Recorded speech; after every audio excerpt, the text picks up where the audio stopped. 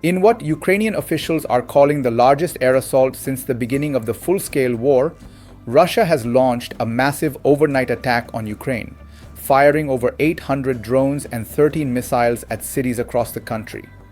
From Kyiv to Odesa, the destruction is widespread and the human toll is growing.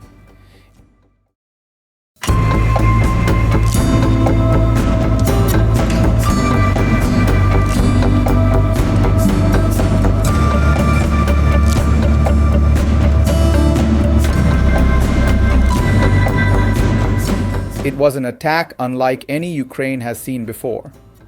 Overnight, Russian forces launched 805 drones and 13 missiles across Ukrainian territory in what officials have called the largest aerial bombardment of the war. The Ukrainian military says it managed to intercept 751 drones and 4 missiles, but dozens still got through, leaving destruction in their wake. In Kiev, smoke was seen billowing from the top floor of the main government building in the historic Pechersky district, marking the first time that structure has been directly hit in the war. Ukrainian Prime Minister Yulia Svyridenko called it a symbolic blow to one of the most heavily defended cities on earth. In the Darnytskyi district, located east of the Dnipro River, a Russian Shahed-type kamikaze drone, a modified Garan-2 based on Iran's Shahed-136 model, hit a residential building, killing an infant and a young woman. Kiev's military chief Timur Tkachenko confirmed the child's body was pulled from the rubble.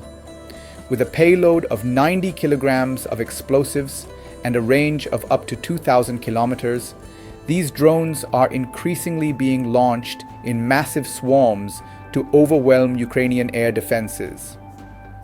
The Garan-2 drones, now mass-produced by Russia, are slow but deadly when deployed in such large numbers. In the Sviatoshinsky district west of the capital, multiple apartment buildings were struck. A 9-story building was partially destroyed, and drone debris triggered fires in a 16-story complex and 2 additional high-rises. More than 20 people were wounded in the capital, according to Ukraine's Interior Ministry, with air raid sirens sounding for over 11 hours. But Kyiv wasn't the only target. President Volodymyr Zelenskiy reported casualties and destruction in Zaporizhzhia, Kryvyi Rih, and the southern port city of Odesa, along with the Sumy and Chernihiv regions.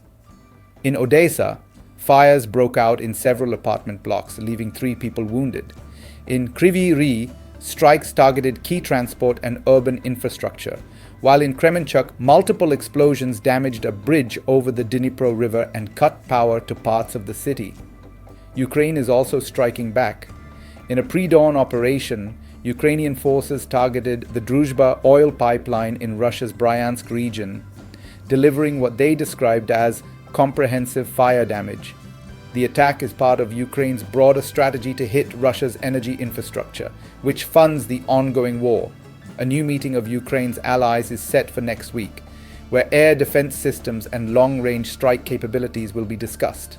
On the diplomatic front, President Zelenskiy has renewed calls for support, describing the attacks as a deliberate crime and a clear effort to prolong the war. He spoke with French President Emmanuel Macron, discussing next steps and coordination with Western partners. Meanwhile, Polish Prime Minister Donald Tusk criticized efforts to appease the Kremlin, calling for a stronger international response.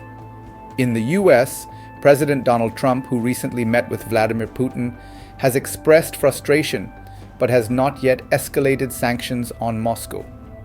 He says his team is still working on potential security guarantees for Ukraine.